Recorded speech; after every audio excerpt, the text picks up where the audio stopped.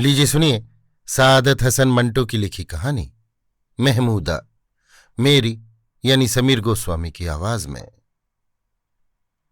मुस्तकीम ने महमूदा को पहली मर्तबा अपनी शादी पर देखा।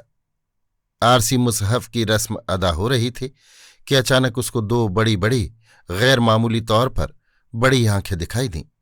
ये महमूदा की आंखें थीं जो अभी तक कुंवारी थीं। मुस्तकीम औरतों और लड़कियों के झुरमुट में घिरा था।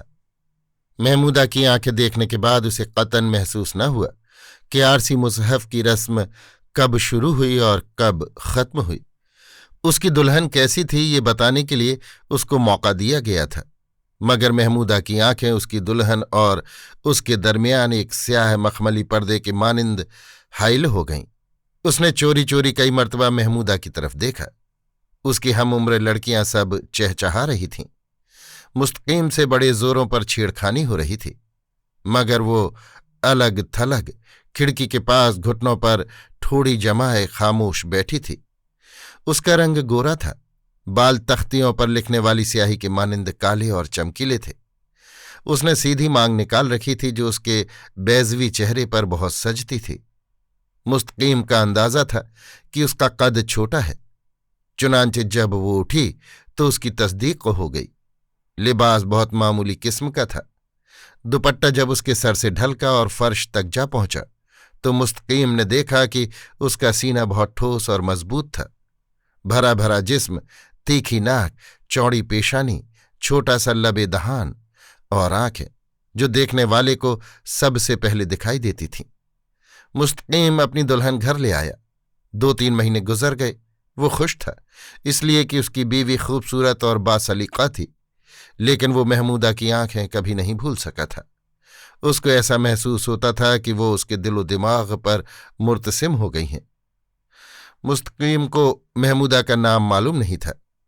एक दिन उसने अपनी बीवी कुलसूम से बरसबीले तज़किरा पूछा, वो लड़की कौन थी हमारी शादी पर, जब आरसी मुसहफ की रस्म अदा हो रही थी? वो एक कोने में खिड़की के पास बैठी हुई थी। कुलसूम ने जवाब दिया, मैं क्या कह सकती हूं, उस वक्त कई लड़कियां थीं। मालूम नहीं आप किसके मुतल्लिक पूछ रहे हैं? मुस्तकीम ने कहा, वो जिसकी बड़ी बड़ी आंखें थीं। कुलसूम समझ गई। ओह, आपका मतलब महमूदा से है? हाँ, वाकई उसकी आंखें बहुत बड़ी हैं, लेकिन बुरी नहीं लगती। गरीब घराने की लड़की है, बहुत कमगो और शरीफ। कल ही उसकी शादी हुई है। मुस्तकीम को गैर इरादी तौर पर एक धचका सा लगा। उसकी शादी हो गई कल? हाँ, मैं कल वहीं तो गई थी। मैंने आपसे कहा नहीं था कि मैंने उसको एक अंगूठी दी है? हाँ, मुझे याद आ गया, लेकिन मुझे ये मालूम नहीं था कि तुम जिस सहेली की शादी पर जा रही हो वही लड़की है, बड़ी बड़ी आंखों वाली। कहाँ शादी हुई है उसकी? कुलसूम ने गिलोरी बनाकर अपने खाविंद को देते हुए कहा, अपने अजीजों में। खाविंद उसका रेलवे वर्कशॉप में काम करता है। 150 रुपया माहवार तनख्वाह है। सुना है बेहद शरीफ आदमी है। मुस्तकीम ने गिलोरी किल्ले के नीचे दबाई। चलो, अच्छा हो गया। लड़की भी, जैसा कि तुम कहती हो, शरीफ है। कुलसूम से ना रहा गया। उसे तअज्जुब था कि उसका खाविंद महमूदा में इतनी दिलचस्पी क्यों ले रहा है। हैरत है कि आपने उसको महज एक नज़र देखने पर भी याद रखा। मुस्तकीम ने कहा, उसकी आंखें ही कुछ ऐसी हैं कि आदमी उन्हें भूल नहीं सकता। क्या मैं झूठ कहता हूं? कुलसूम दूसरा पान बना रही थी। थोड़े से वक्फे के बाद वो अपने खाविंद से मुखातिब हुई। मैं उसके मुतल्लिक कुछ नहीं कह सकती। मुझे तो उसकी आंखों में कोई कशिश नजर नहीं आती। मर्द जाने किन निगाहों से देखते हैं। मुस्तकीम ने मुनासिब ख्याल किया कि इस मौजू पर अब मजीद गुफ्तगू नहीं होनी चाहिए। चुनांचे जवाब में मुस्कुराकर वो उठा और अपने कमरे में चला गया। इतवार की छुट्टी थी। हस्बे मामूल उसे अपनी बीवी के साथ मैटनी शो देखने जाना चाहिए था, मगर महमूदा का जिक्र छेड़कर उसने अपनी तबीयत मुकद्दर कर ली थी। उसने आराम कुर्सी पर लेटकर तिपाई पर से एक किताब उठाई जिसे वो 2 मर्तबा पढ़ चुका था। पहला वरक निकाला और पढ़ने लगा, मगर हर्फ गडमड होकर महमूदा की आंखें बन जाते। मुस्तकीम ने सोचा, शायद कुलसूम ठीक कहती है कि उसे महमूदा की आंखों में कोई कशिश नजर नहीं आती। हो सकता है किसी और मर्द को भी नजर न आए। एक सिर्फ मैं हूं जिसे दिखाई दी है। पर क्यों? मैंने ऐसा कोई इरादा नहीं किया था। मेरी ऐसी कोई ख्वाहिश नहीं थी कि वो मेरे लिए पुरकशिश बन जाए। एक लहजे की तो बात थी। बस मैंने एक नज़र देखा और वो मेरे दिलो दिमाग पर छा गईं। इनमें न उन आंखों का कसूर है, न मेरी आंखों का, जिनसे मैंने उन्हें देखा।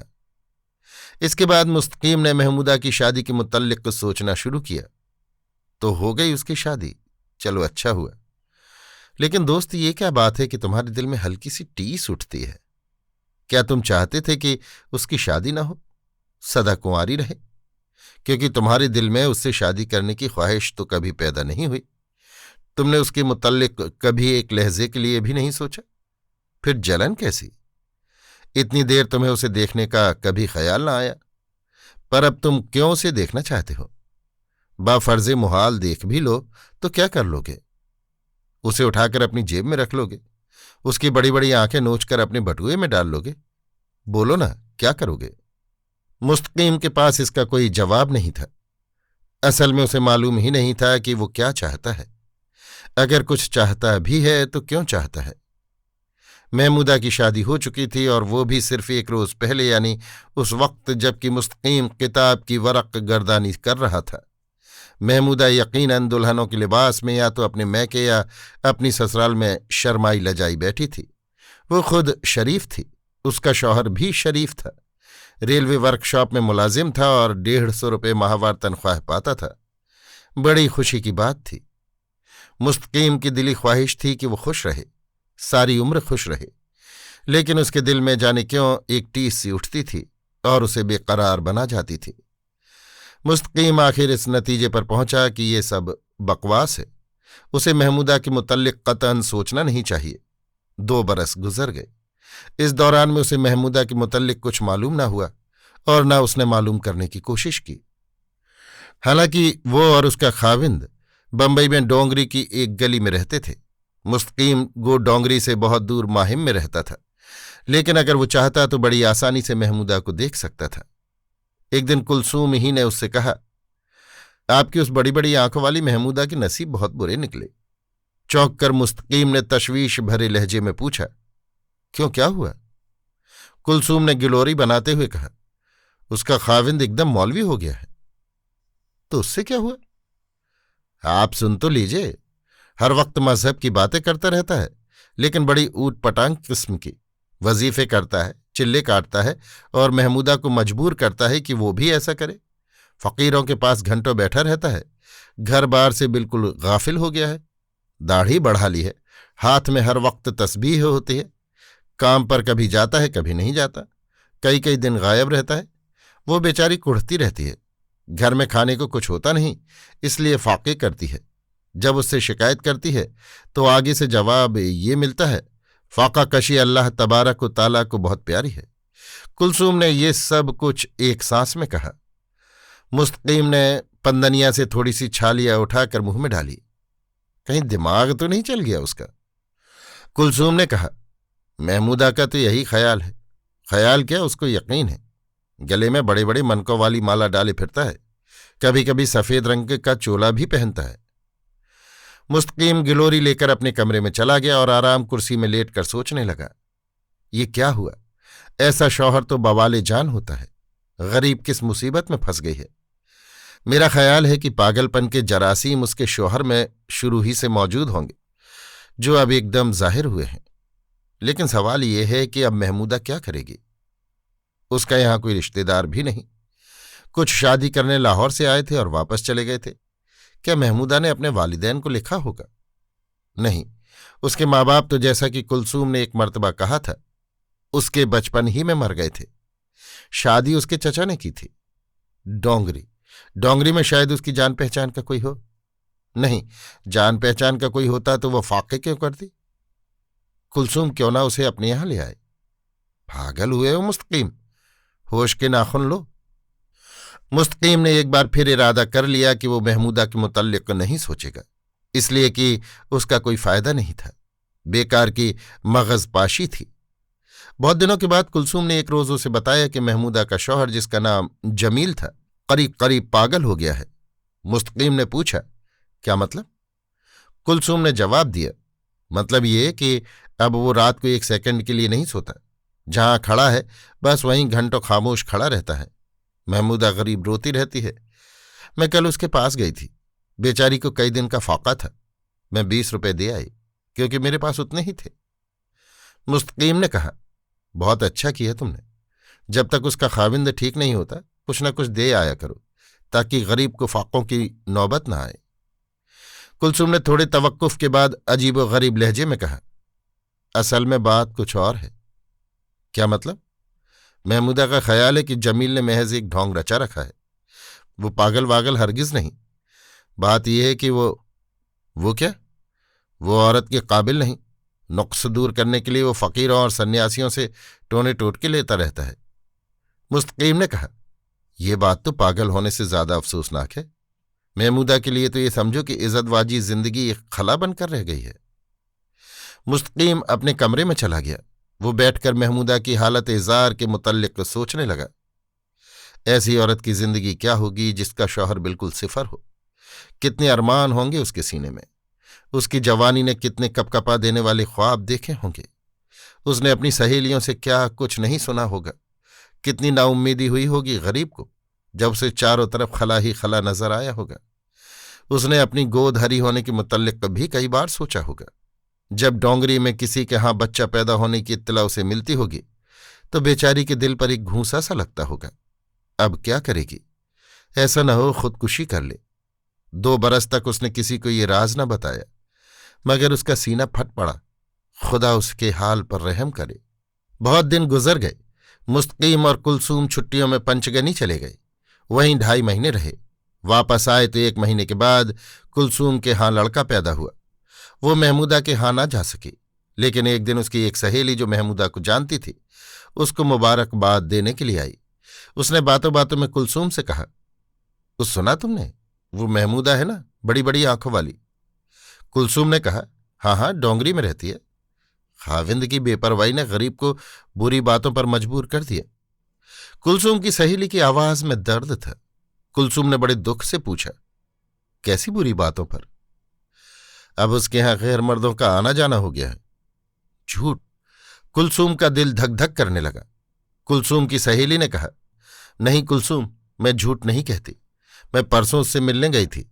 दरवाजे पर दस्तक देने ही वाली थी कि अंदर से एक नौजवान मर्द जो मेमन मालूम होता था बाहर निकला और तेजी से नीचे उतर गया। मैंने अब उससे मिलना मुनासिब न समझा और वापस चली आई। ये तुमने बहुत बुरी खबर सुनाई। खुदा उसको गुनाह के रास्ते से बचाए रखे।